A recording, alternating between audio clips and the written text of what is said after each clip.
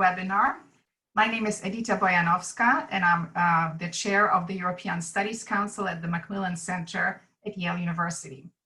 It is my great pleasure to introduce Mitja Velikonja, a visiting professor at Yale's MacMillan Center and professor of cultural studies and head of the Center of Cultural and Religious Studies at the University of Ljubljana, Slovenia.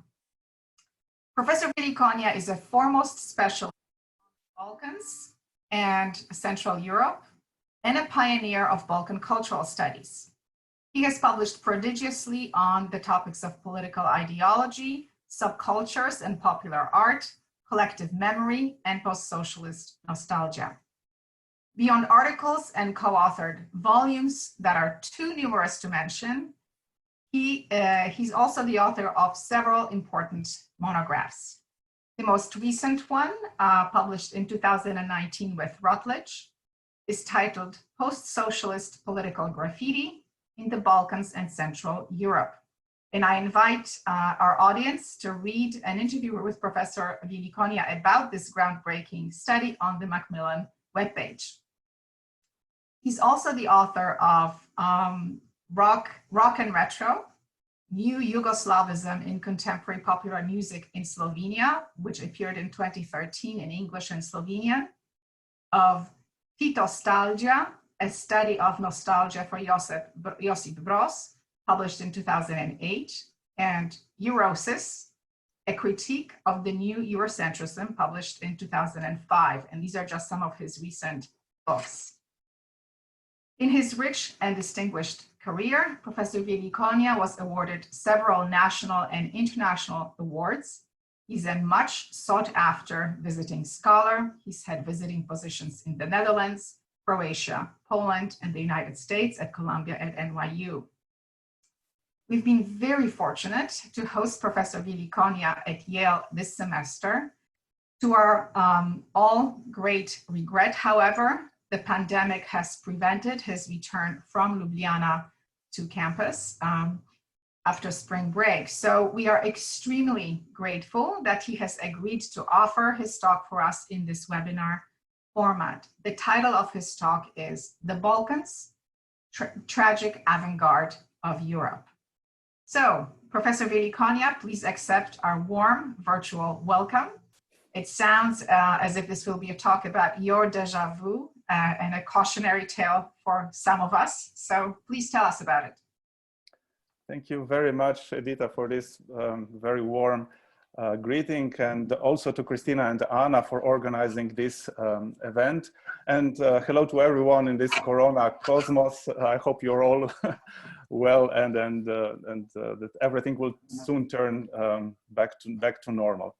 As Edyta said, the title of my presentation is The Balkans, the Tragic Avant-Garde of Europe, or I could also use more poetic title, The Balkans was before. And I will try to explain what do I mean with this was before, in what sense it was before.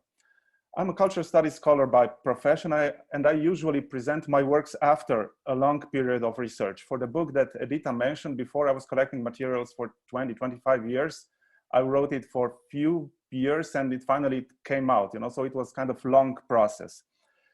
In this case, it is almost the opposite. Of course, it is based also on my empirical material that I collected throughout these decades, on my previous fieldworks, reading primary, secondary sources, some discussions that I had and I also have with different people.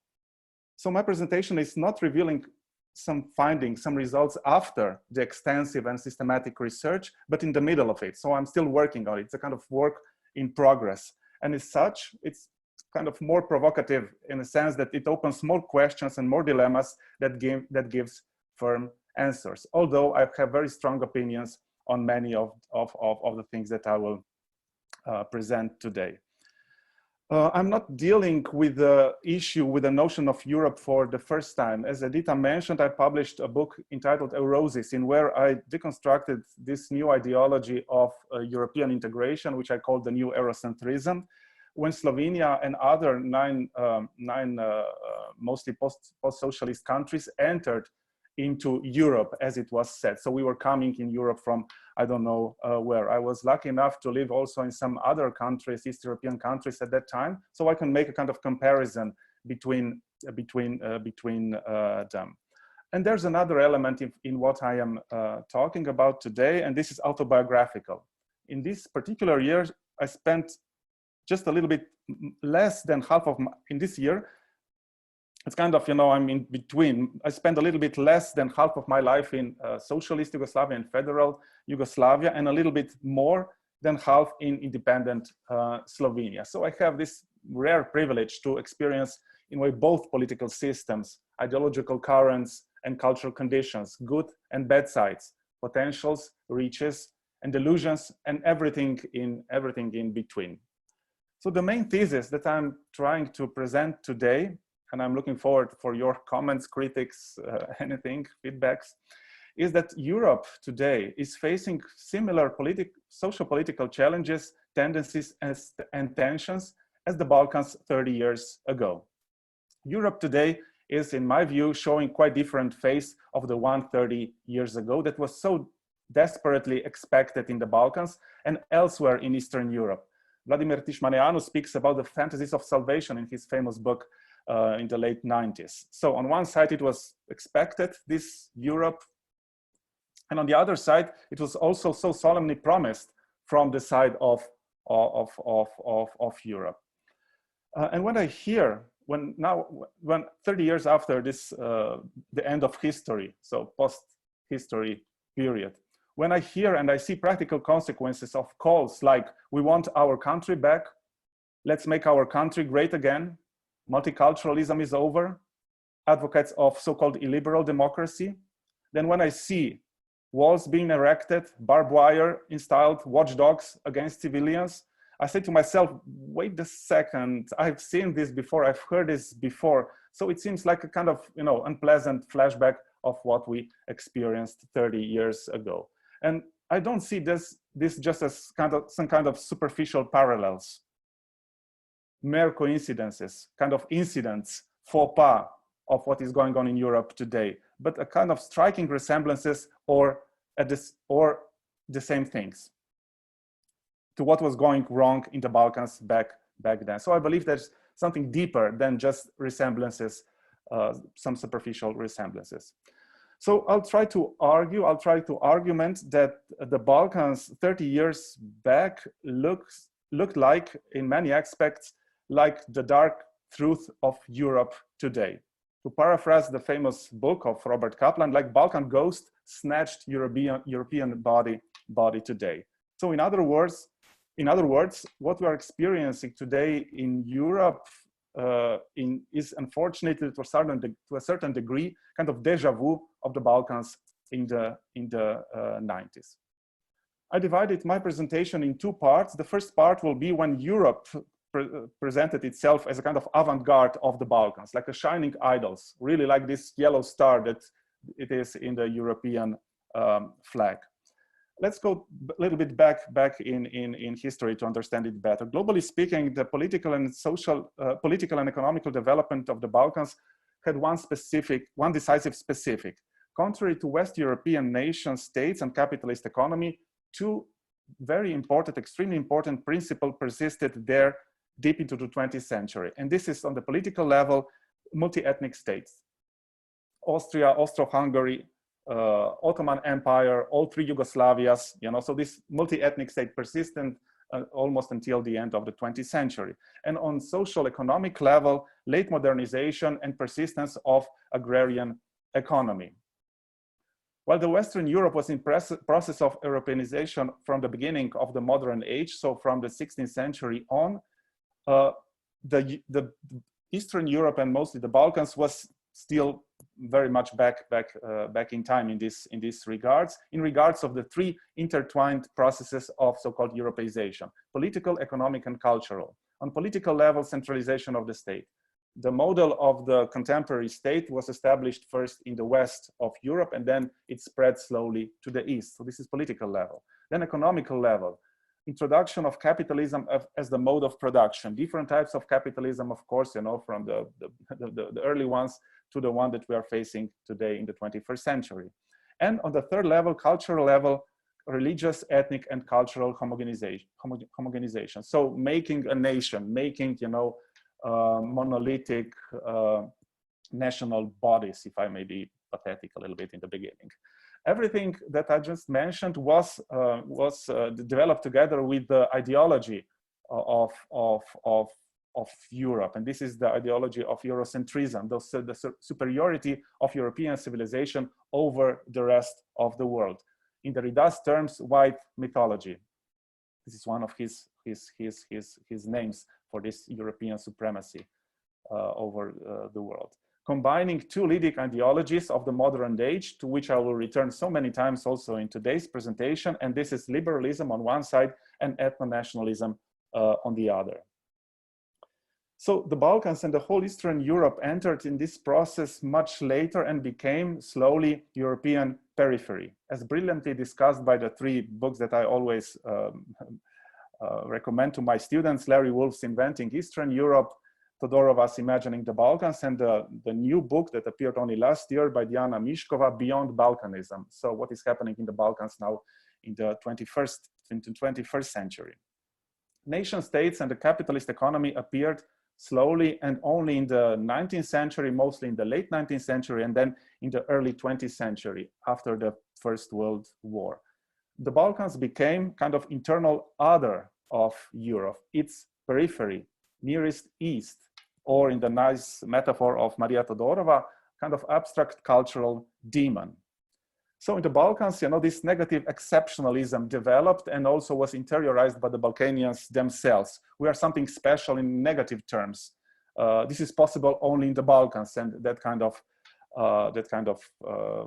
constructs are very much embedded both in the Balkans and about the Balkans from elsewhere. So walking on the European steps in the Balkans ended only in the 1990s in the series of bloody wars in ex-Yugoslavia, which are not, I must again, you know, repeat, they were not sign of Balkanization, but quite the contrary of the belated Europeization of the Balkans, the Europeization in its concise, brutal form. So now post-war situation in the after the last wars in the 90s in many Balkan countries could be described by inverting Clausewitz, peace as a continuation of war with other means. In one way or another, the whole Balkans, as before Eastern Europe, wants to integrate in Europe, as the phrase went. It is, if I may use this word, erotic, so wants to become proper Europe.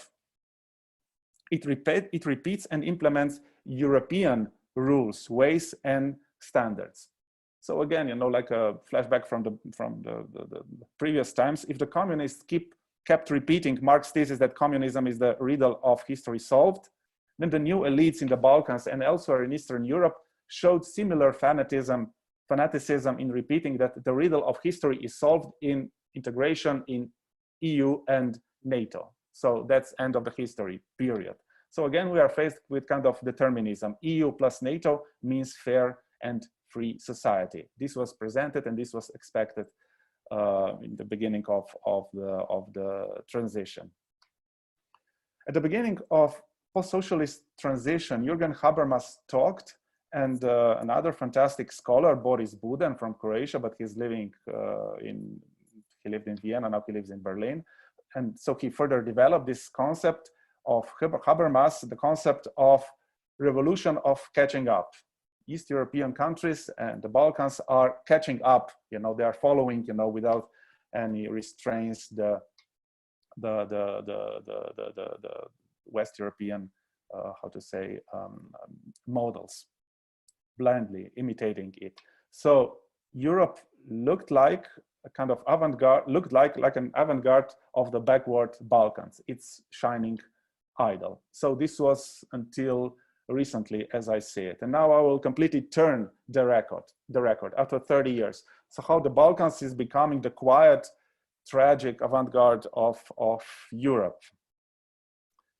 So I'm arguing that this belated Europeization of the Balkans can be in fact understood as a kind of prognosis, projection, even an anticipation of the development in Europe in the last 3 decades. So in my view, in many important aspects, I'm not trying to generalize too much, I'm trying just to expose some important things that are happening. Europe seems under a similar serious challenges as it was the Balkans 30 years ago. So to better understand Europe today, we have to bear in mind what was happening in the Balkans at the beginning of transition and throughout this last 3 decades. And paradoxically, and this is my thesis, that the Balkans suddenly became the avant-garde of Europe. I'm repeating this poetic subtitle of the talk, the Balkan was before. So what was that we experienced before and is now appearing in the Europe? In the Balkans, we experienced Huntington before Huntington, even before of his notorious thesis from 93 and then 96, Clash of Civilization. This was already present in the Balkans. So how the dissolution of Yugoslavia and then the wars that happened throughout the 90s were interpreted as the conflict between Islam, Orthodoxy, and Catholicism, between progressive North and primitive South, between Europe, European heritage, and Ottoman heritage, between Catholicism and Byzantinism, and so on and so on. The political and economic contradictions and tensions were transformed into cultural ones, in tensions between so-called civilizations in this microcosmos of Europe in the Balkans. So again, we are faced with a similar trick as we saw it so many times in the global history, not only European or the Balkans. The vertical or class divisions were transformed in horizontal divisions, cultural, religious ones. So a typical example of culturalization of the politics. The culture, civilizations look like in conflict and not real political interests. One of the typical mottos of these northern republics was that we are defending European way of life. And see the coincidence, in the new European Commission from the December 2019, we have a commission that it's entitled exactly in the same way, for promoting the European way of life. And of course, we could now start the debate, what does it mean, European way of life? Does it include harsh regime on the southern borders and so on? This is, again, we can open discussion here. Then again, what was also experienced before in the Balkans and later on developed elsewhere? I'm here referring to Etienne Balibar and his notion how racism turns, from the physical racism to cultural racism. So we are facing, in a very harsh words of him and also of many other, critical scholars, the Balkan cultural racism, developed before what is happening now in Europe, which in many ways can be also understood as a kind of cultural racism. We heard in the Balkans that nations could not live together anymore, so that they are like, I quote unquote, cats and dogs. This was a quote from one of the butchers of Bosnia. So the Balkan racists called Yugoslavian type of multiculturalism, brotherhood and unity, bratstvo i jedinstvo, dead in the beginning of the 90s. There's no such thing. We hate each other. And in the 2010, this was very interesting, 20 years after, 3 of the leading politicians at that time, so Sarkozy, Merkel, and Cameron, repeated the same phrase. So the multiculturalism in their countries and more in general terms in Europe is dead, not only endangered, but they used really very hard words about it. Or these were really hard words, but there are many. We are facing many of them in a little bit mild, it looks like milder, more bureaucratic tone. In a sense, this is a quote that I took recently. Today we can integrate only people from the cultures that are similar to our own. So this other in the Balkans in the 90s was the neighbor, so neighboring nations, neighboring countries. In Europe today, mostly refugees coming to invade the Europe. Then speaking about chauvinism, we experienced chauvinism much before then this new wave of chauvinisms in other European nations, or the populism, again, before the populism of other European nations, almost literally by the book, as brilliantly shown last week by, in Estonian case, by Mary Lees. So Europe is now experiencing what was called in the Balkans the Šavanje naroda, emergence of the nation, happening of the nation. So Europe it's not a kind of cure against ethno-nationalism as it was naively expected. There are tendencies of turning democracies into nation crises. So from notion of ethnos, so ethnos before demos. We're facing in Europe, today we are facing things in Europe, on this level, things in Europe that we faced 30 years ago in the Balkans. So the rise of ethno-nationalist right-wing parties and groups calling the same slogans as we hear today. We want to take back control, our country to our people only. So populist, or on the other side, well-disguised disguised chauvinism, well-hidden chauvinism on micro and macro level. So structural or bureaucratic chauvinism with the guys with the neckties, or spontaneous, those with baseball bats and graffiti sprays.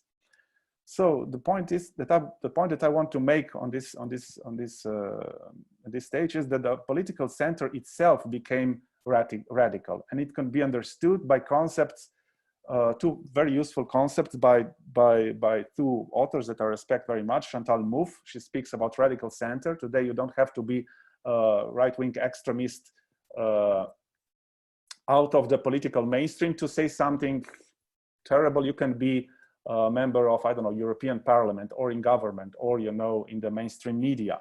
And the other concept, also extremely useful for what is going on today, is Martin Seymour Lipset, American political scientist. He wrote in the 70s, I believe, fantastic book, where he develops this notion of extremism of the center. Very similar point. You don't have to be on the edges of the political spectrum today to say most absurd things. What is happening today is, as I see, a kind of conservative regression. Now the right is addressing poor people, masses. In a sense, we understand you, we understand your problems.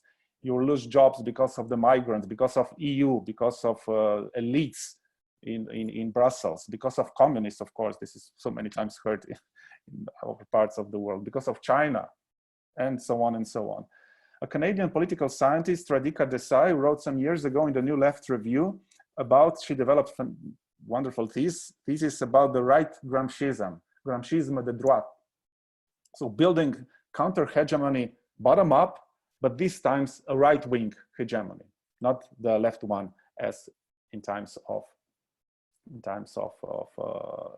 Gramsci. Then Islamophobia before European Islamophobia, before war or terror, before mass migrations because of war in Syria. There was a strong Islamophobia in the Balkans, mostly against Bosniaks, so the Muslims in Bosnia and in Sanjak.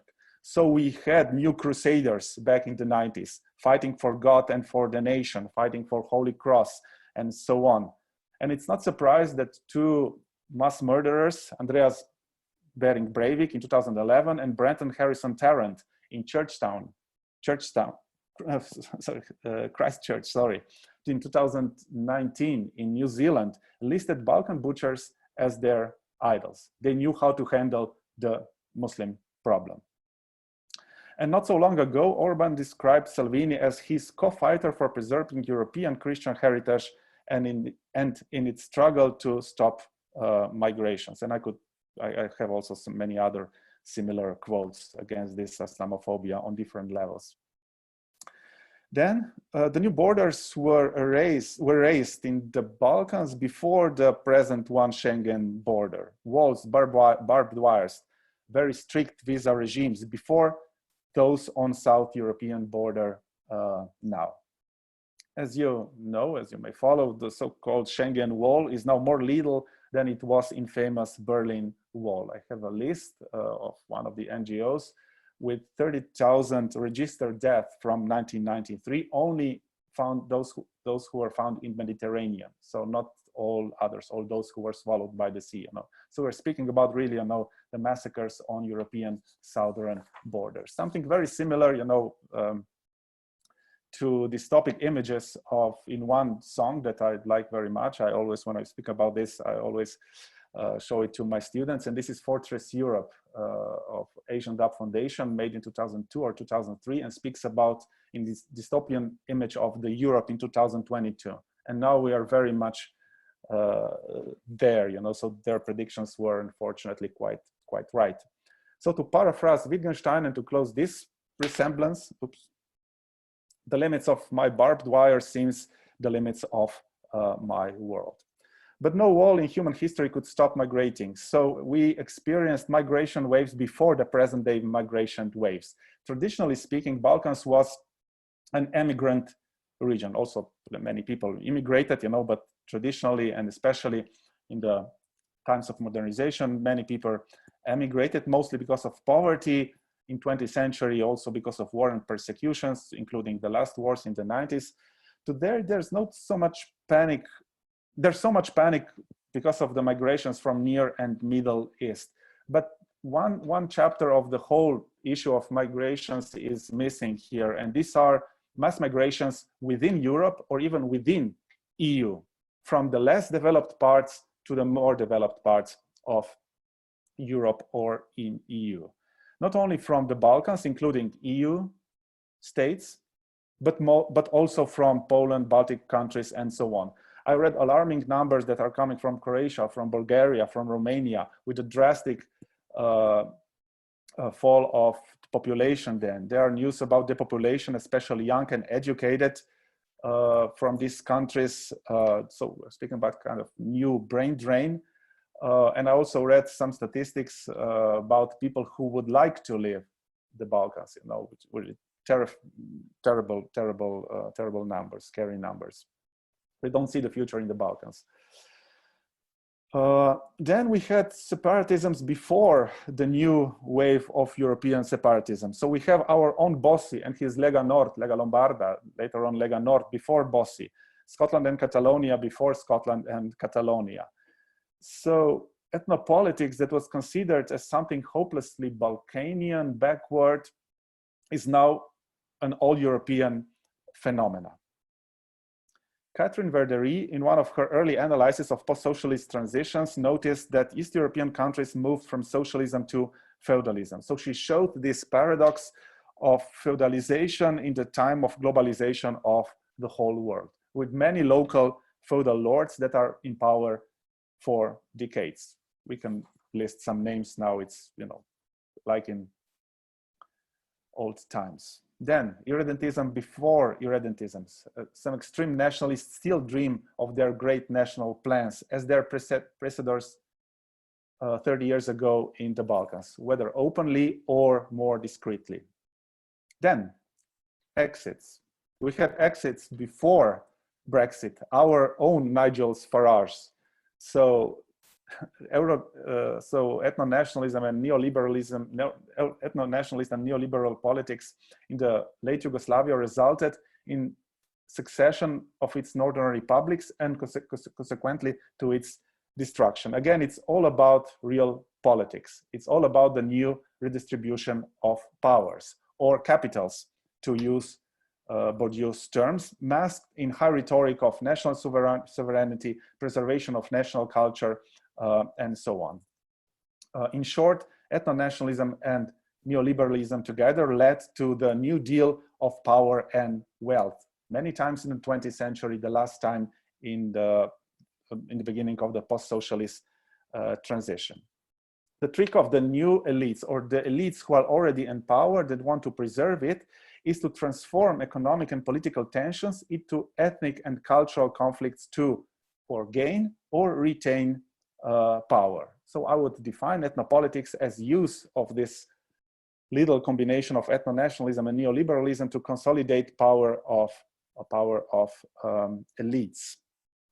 And to conclude in sharp words with Dubravka Ugrešić, the famous essayist, thinker, writer, quote unquote, post-socialist transition is a hazy term for a brutal theft, and that nationalism means emancipation for criminals.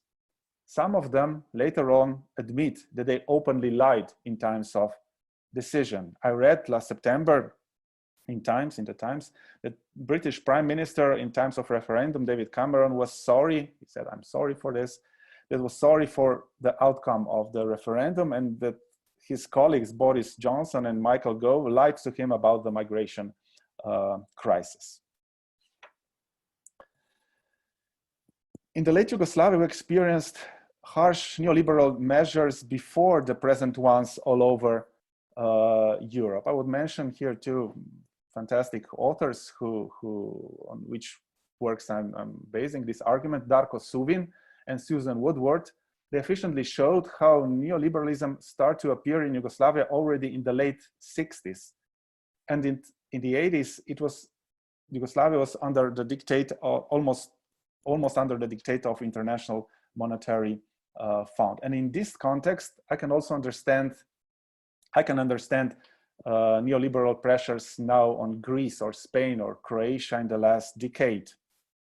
In many places in the Balkans, neoliberal shock therapy, so-called shock therapy, together with destructiveness of ethno-nationalism on the cultural level, brought to reduction of public sector. In some places also destruction of public sector, pauperization of the population, mass migrations, not only because of wars, but also, and not only from the EU countries, then widening the gap between rich elites and the impoverished masses, erosion of social solidarity, destruction of society, which I see as a cultural studies scholar as one of the main problems. So destruction of society, there is no such thing as society, if we remember this famous quote of Margaret Thatcher. So some scholars openly reframe what is happening today. We are turning from liberal democracy to capitalocracy, the rule of the capital. To conclude, Tomáš Masnak, a Slovenian harsh critic of what is going on today, writes that how the state became in the last decades, especially in the Eastern Europe, which is more vulnerable to these pressures like the other parts of Europe.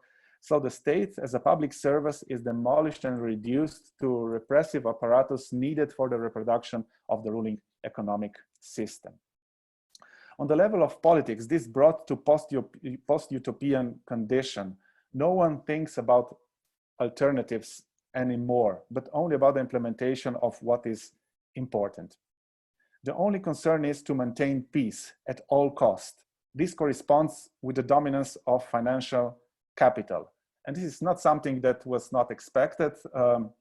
The famous economist Rudolf Hilferding, he wrote already in the beginning of the 20th century exactly what is happening now today. So that the monopolistic financial capitalism, unlike pluralist liberal capitalism, needs firm organization, needs peace. It is afraid of the anarchy of competition. So in the Balkans, we first experienced what is called now stabilitocracy. So the Balkan stabilitocracy before the European stabilitocracy. This is a neologism invented by two authors, Srđa Pavlović and Florian Bieber, to describe, and this is their definition now, weak democracies, I quote unquote, weak democracies with autocratically minded leaders who govern through informal patronage networks and claim to provide pro-Western stability in the region. Imperative is peace and stability. International community and institution, in European case also EU, keeps distance. In a sense, we won't intervene in the internal affair, even if the regime is non-democratic. So we had our little Orbans before the present Orban, I could say, before other big men, before other world leaders who claim that they have total power, as we heard recently, that they have total authority. So the technique they use is, we could say, a kind of elastic authoritarianism. Here I'm referring to the Canadian-Bosnian author, his name is Jasmin Mujanović. It's kind of combination of oligarchy and criminal, pragmatism and ability to transform.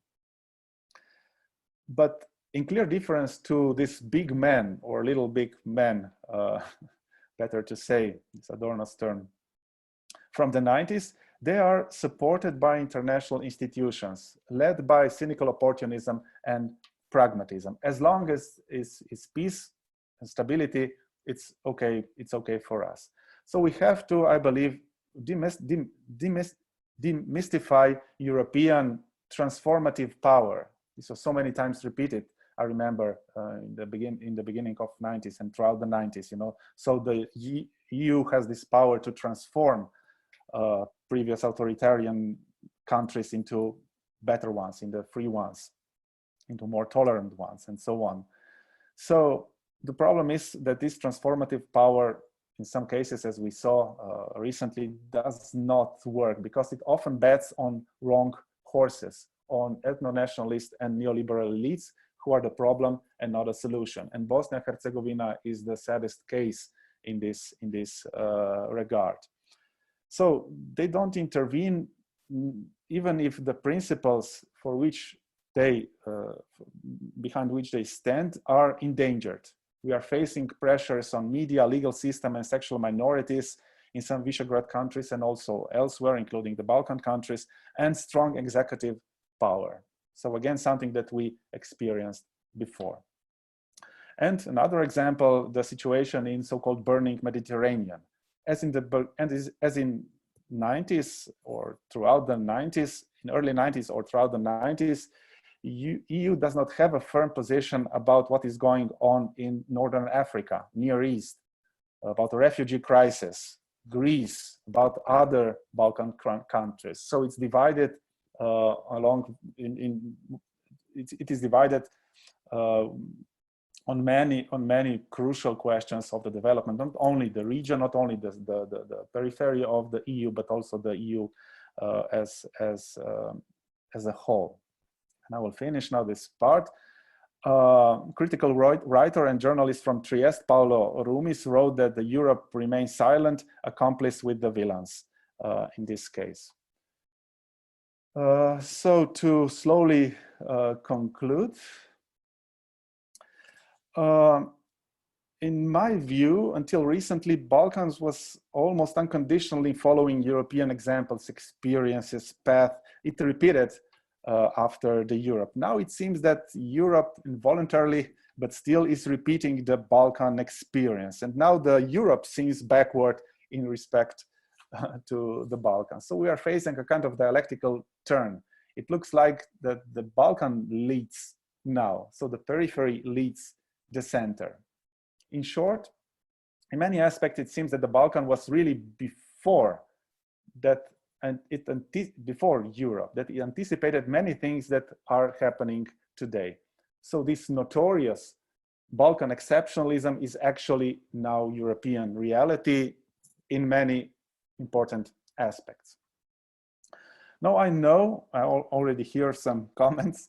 I know that comparisons and analogies are always risky and tricky, and that we can use them only if we are very well aware of their deficiencies. But nevertheless, they are one of the rare methodological instruments that we, as scholars in humanities and social sciences, have. And I hope that my talk did not sound like some kind of inverted racism, in a sense, we are finally first in something. This something is, of course, something bad. You know, so making big thing out of our, you know, not very nice experiences. I would prefer that the Balkans would not be avant-garde of Europe in this dark, tragic sense. And I'm also very well aware that I covered very large and complex topic, that I generalized a lot, and that each of these subtopics would need more detailed research. But still I wanted to address it because there are so many still things that are very similar, things that are, you know, resembles to what was happening in the Balkans. So I still wanted to make this, you know, big comparison, the comparison of the big picture, and I intend to develop them more into my future researches. Then I also, maybe it seems that my presentation seems also too pessimistic, kind of, you know, in Oswald Spengler's sense, kind of decline of But unfortunately, I have good reasons for that. I'm thinking a lot about this late 80s and 1990, when it was the year when I graduated, you know, so this tense situation at that time. But even then, in 1990, no one expected how things will turn out. So I have good reasons for this, and these are events in the 90s in the Balkans. Back in the 89, 90, I don't think that anyone expected what was following. No one was expected collapse of welfare state, rule of nationalists, traditionalists, tycoons. No one expected mass poverty. Dubravka Stojanovic, another scholar that I respect very much from Belgrade, posed a provocative question in one of her recent texts. Were wars in ex-Yugoslavia the last wars of the 20th century or the first ones of the 21st century? I know that in English there's a saying, once bitten by the snake, 10 years in fear of well rope. So I'm twice as concerned if such processes appear not only here in the Balkans and not only in the Europe, but on a global scale, also elsewhere in the world. It is in the Balkans that these Siamese twins of the post-Cold War world, ideologies and practices of neoliberalism and ethno-nationalism, started their destructive path in Europe itself. And we saw and experienced where they can easily lead with catastrophic consequences. In this sense, I understand Balkans now as the tragic avant-garde of the Balkan, of the Europe as a whole, the dark truth of what is happening in Europe today. So the same Balkans for which Paulo Rumis once said that, now I quote, and I will finish my presentation. I see that I'm good on time. He said that even, quote unquote, even if there was no Balkans, we would need to invent one because it is still the most sensitive indicator of the European disunity. Thank you. Thank you so much, Mitja, for this amazing, thought-provoking presentation. And I would like to invite all the participants of the webinar to please post your comments in the Q&A section. You can see a little button at the bottom of your screen. And I think we already have one question, Mitja, for you. So, well, I should say Professor Velikonja will handle his own Q&A sessions, but we welcome you all to post your questions. Thank you. Okay. I have two now. So I read them and then I respond. Is this okay? Yeah, I think. Yeah, okay. The first one. Skim through the question and quickly summarize it, whatever you prefer. There are two so far. From Derek Mouse, is there some difference between the two processes in the ways that some of the ethno-nationalists of contemporary Europe and are not entirely arguing for the purely national definition of the equivalent to Das Volk? Orban's very conventionally nationalist Hungarian variant of this seems substantially different to me, at least, from Kurz Austrian's version, which seems far more like drawing a boundary between Southern Eastern Europe and the Central Western Europe. So you heard the question? Yes, we all did. Yeah. Okay. You heard the question. And I think all the participants are able, if you click on the Q&A, you will see the existing questions, and you can also post your own. Okay. Yeah. So yeah, there are so many the differences. I'm not claiming, that there's one ethno-nationalism, that there's one idea and also one politics, concrete measures behind it. So it depends a lot. But still, there are so many things that are connected, that show that this is kind of very how to say, persistent paradigm of thinking. It's us against them in one way or the other. Speaking about Central Europe, if we are thinking about this famous text by Milan Kundera, The Tragedy of Eastern Europe, with all this,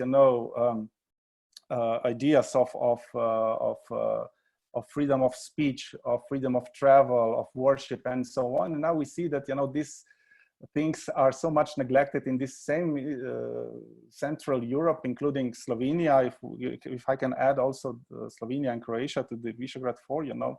So, you know, I see so many, you know, differences, you know, but the core of the idea, I believe, is still the same, you know. So, and it's of course it's not only something.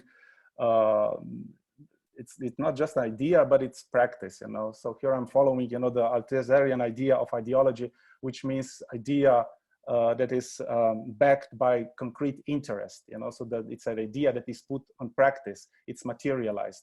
And when we see the measures, you know, we get to the truth of what are these two ideologies, about.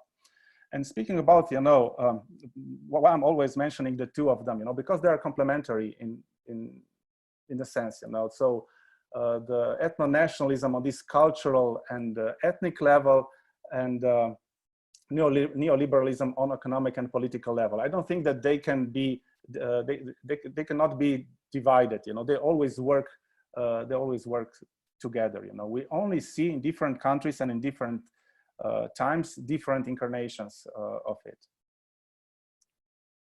The next question, Kwan Holam, would the resurgence of the ethnic politics in EU destabilize the Balkans, particularly in countries like Serbia and Bosnia, where the nationalist rhetorics are already heard every time in elections?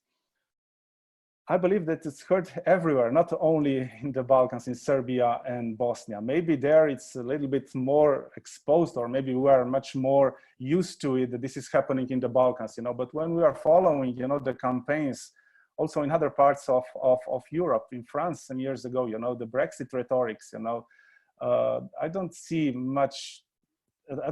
big difference between them, you know. Again, you know, there are different measures, there are different levels, you know, they go differently far, you know, but still it's something that we did not expect 30 years ago. Again, you know, 30 years ago, everyone was essentializing the Balkans in a sense. These are the last remnants, you know, of the ethno-nationalist politics, you know, how it's not, we cannot understand them, you know, we are much more rational, we do it on a different levels, but then we see that this is everywhere. Also, you know, speaking about Austria, the question that was mentioned before, I remember when Jörg Haider came into coalition in the elections of 2000, many of EU countries at that time made an embargo toward against Austria, because they could not bear the idea that they have an extreme nationalist in the government of one of their neighbors. Today, Kurz is, I believe, much more to the right in many aspects to Haider, or at least he normalized, you know, what Haider was advocating 20 years ago, and no one, you know, problematizes this.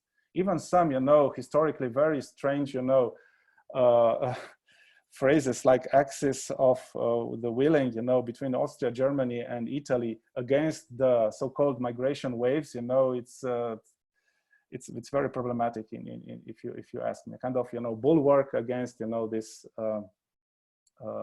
intrusion of the others to the core of Europe.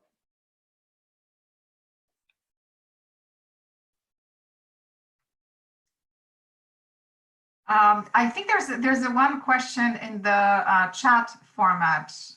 Mm-hmm. Mitja, can you click? Chat format, yeah. Yes. Work of Charna Berkovic, Managing Ambiguity, already embarked the similar discourse on the relation between past, present of the Balkans and the present future of Europe. How can such research you also uphold be employed toward the progressive politics in both Balkans and the EU? Oof, it can. I'm not pessimistic in this regard, you know. So there are so many other things, you know, in the Balkans, you know, that are worth to mention and also to remember, you know. For example, the homegrown anti-fascism. Yugoslavia and Albania were the only two countries in Europe that were almost completely liberated by their own partisan partisan units, you know, so it was kind of, you know, a bottom-up resistance toward the Nazism, you know. This is one thing. Then again, you know, in case of Yugoslavia, the homegrown socialism and a specific type of self-managing socialism, it is very horizontal in its essence. Again, you know, something that is it was studied back in the 60s and 70s by the mostly Western scholars. It again, you know, there are so many things that we can learn from those times. Then the politics of non-alignment, again, this was something, again, you know, so very precious, you know, and it's again reconsidered today. Why do we have to make new blocks? You know, why do we have to, again, you know, think in a Cold War manner, you know?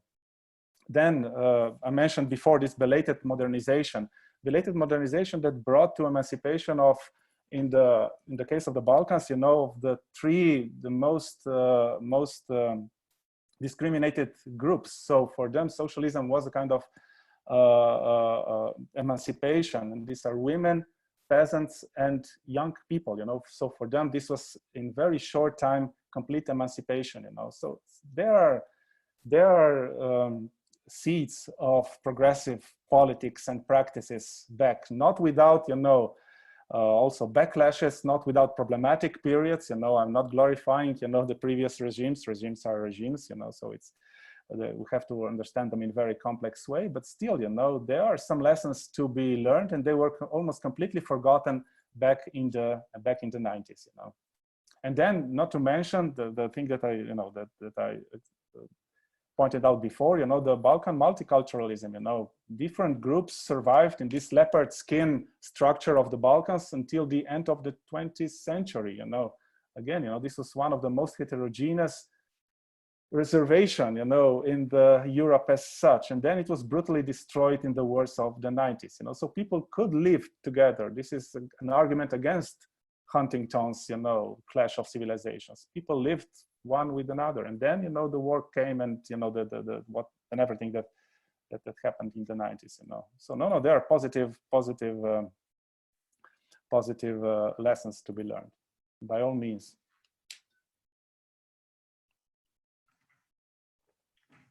I was wondering, could I, as maybe not a moderator, but a participant, I was wondering if I could ask you a question, Mitja?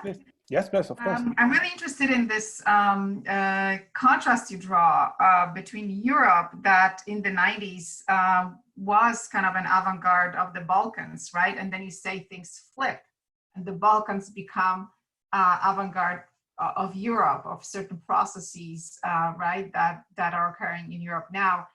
Could you talk us through a little bit that pivot, that moment when this one project, or maybe is it a historical transition? Is it a change in positionality? Is it no, we need to see the, like, how do you, can you talk us through a little bit more that moment when it switches? I don't think it was a moment. It was a process, you know, where, you know, where there are 30 years, so many things were happening. And again, it's not one-sided, you know. So again, I maybe simplified things, you know, but things developed slowly. I don't know, 9/11, so-called refugee crisis, you know, the economic crisis in 2008, you know. I believe that this, you know, it is not one-sided process, you know. And also it is not the same in all countries, you know, but there are trends, you know, when I'm speaking about trends, you know, these longue durée developments, you know. So again, you know, but sometimes you have to make just like a cut, you know, and then to, as I mentioned before, in the case of Austria, you know, in 2000, it was not possible, something that is possible now in 2020. The harsh measures, you know, the southern border, you know, the bloody border of Europe, again, you know, is something that happened, you know, from 2015 on, although the problems were there before. I believe that it's happening slowly, and it's a struggle, like always in history. So it's always the confrontation, you know. With everything that I said on one side, you know, there are also counter trends, as it was mentioned in the previous question, you know. So there are so many resistances toward what is going on today. And also, you know, speaking about this COVID pandemics, you know, there are, you know, on one side, you know, there are measures of the state which are in many ways, you know, there are so many exaggerations on, it's a serious thing, you know, but many times, you know, I see in different countries, including in my country, things are getting instrumentalized for some other goals, disciplination of the population, the question who will pay for the crisis and so on, you know. So this is again, you know, something that is, these moments can accelerate, but I think it's kind of longer process. The neoliberalism, we know how it and where it started, you know, the Western world, you know, the United States, Great Britain, you know, Western Europe, the 70s, and then it slowly, you know, took over also other parts of Europe and the world, you know. So I believe it's kind of, you know, it's, I see the dynamics, you know, and the processes and trends, you know, and again, you know, I'm on alert, you know, because of these negative experiences, you know, from the past, including, you know, now this crisis because of the COVID, you know, when we're having in mind the previous economic crisis, the last one in 2008, we hardly recovered, you know, now in the last few years, and now again, and who will pay for this? Who will, you know, what will be the consequences, you know? So, and again, another thing that I would like to mention, that all these things, this is, now I'm referring to my first answer, you know, we cannot be divided, you know, this retraditionalization, which will be the topic of the conference you're organizing, Edyta, in September, I believe, cannot be distinguished from the ethno-nationalism and this trend of the neo-conservatism in the culture, in the cultural sphere, but it cannot be divided, you know, from the economic and political currents, you know. So I think that they go well hand in hand, you know. Thank you so much. Thank you.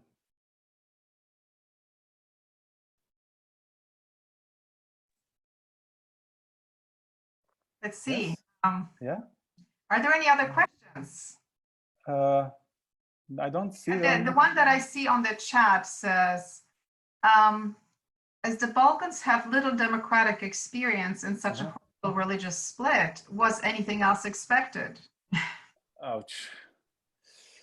Huh. Which parts of Europe did not have terrible past, you know? So it's a very, you know, I think this question goes in the other direction, you know. So again, you know, kind of reinforcing, you know, this Balkanist attitude, you know. I don't think that the Balkans was so special in terms of what was going in terms of atrocities, you know, hard times and so on, you know. Let's remind the world wars, you know, the 30 years war, you know, so there were terrible experiences even before that, you know. And about expectations, this was a failure, wasn't it? You know, in the late 80s and early 90s, you know, no one predicted also the implosion of the Soviet bloc, you know. There were some, you know, it was wishful thinking for many, you know, but I don't think, you know, that any serious analysis was made, you know, predicting the end of Soviet Union, the Soviet bloc, or the collapse of Yugoslavia. I was speaking with many people on different levels, you know, from people that I meet in the street, my relatives, neighbors, and so on, to the scholars, you know, about those times. We're just remembering what was happening. And, you know, none of them was thinking that such a things, these things could happen. And I don't think, again, you know, to make, you know, this connections with Corona, I don't think that there was a kind of, you know, evil plan behind it, you know, or kind of conspiracy or whatever, you know, but it's a historical event that can be easily instrumentalized, as there were many others in the European and the global history from 9/11. You know, there are many of them, you know, who were instrumentalized for the politics that were prepared for something like this, you know. So let's be aware what is coming after, you know, how these things can be, these things can be used, you know. So it's difficult, you know, we're not Jehovah's Witnesses, you know, we cannot predict the future, you know, but we can make, you know, some estimations what is more possible and what is less, you know. And with such experiences, you know, not so much so long ago, you know, you are even more careful. Mitja, I think you have another Q&A Yes. question queued up. Yes.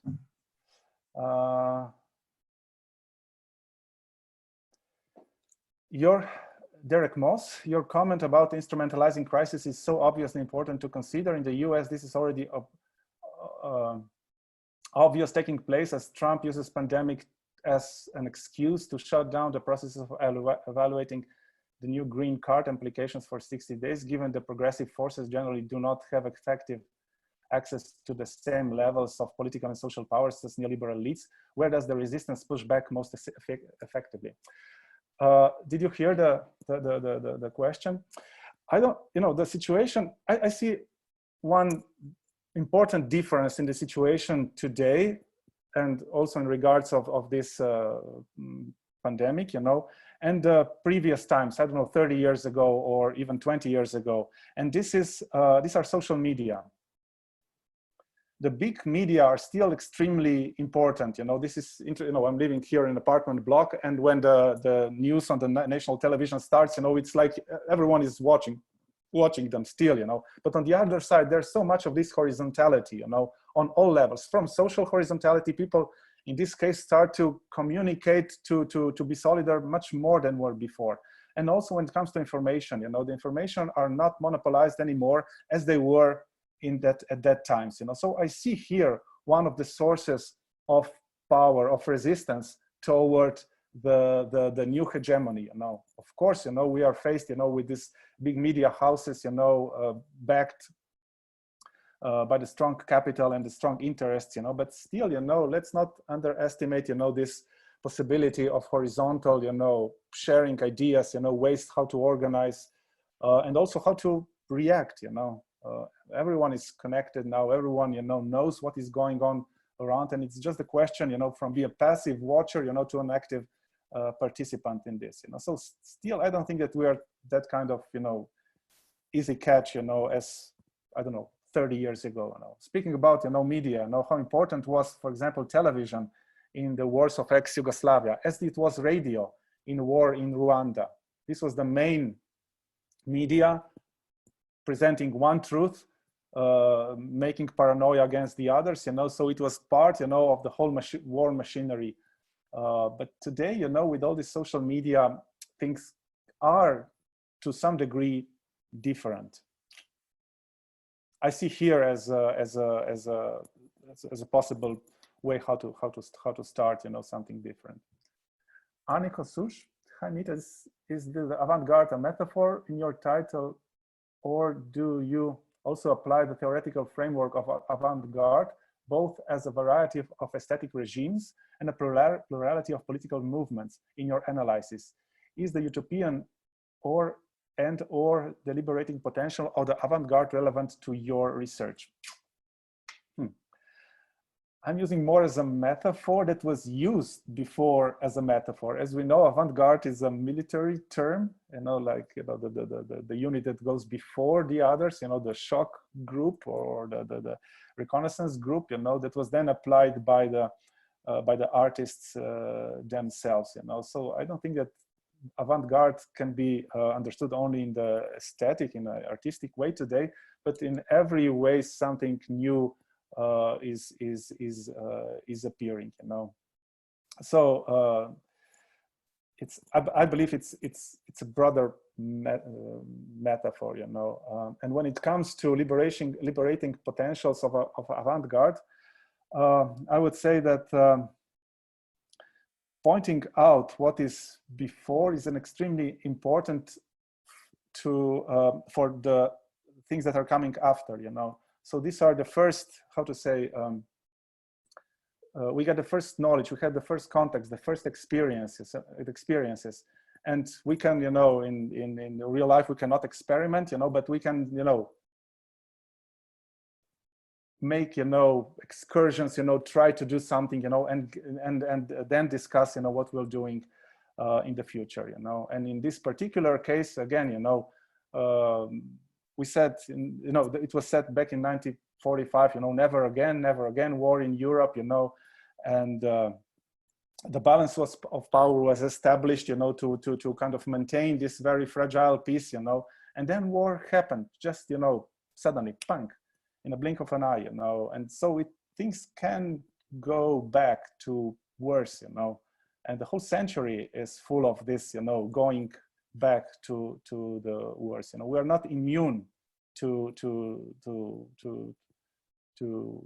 that kind of, you know, not even regressions. I believe, you know, that this is also in the core, you know, of the European civilization as such. It cannot be divided. It can, you know, we know very well what Walter Benjamin said. There's no evidence of the civilization that is not at the same time also evidence of the barbarism, you know. So let's see, you know, of this inherent barbarisms of the European civilization also today. So let's not see only this bright side, you know, but many also dark sides under it, you know.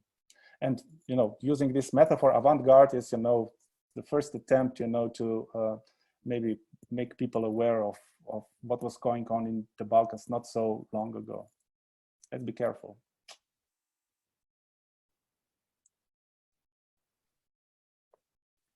Thank you so much. I think we've all learned a lot about the Balkans in this talk, but also this has been an incredible opportunity to reflect about what's happening in Europe in a wider context and from a slightly unusual perspective. So thank you so much. Are there any questions, other questions from our audience? Let's see.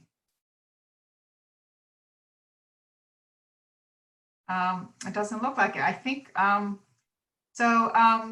yeah, so I guess that would be a good moment to conclude. I want to thank you so much for joining the webinar and for offering the talk. We really appreciate it. I don't know.